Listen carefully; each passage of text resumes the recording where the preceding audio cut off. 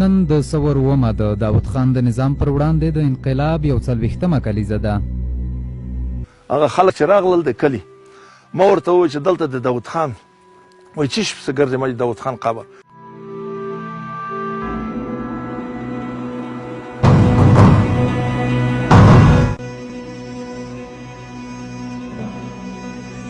دا موږ دا فیصله وکړه چې هغه د مابین سړک نه دی هغه زموږ فی بیس دی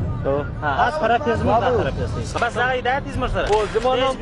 نام کوی ده کومندان کوی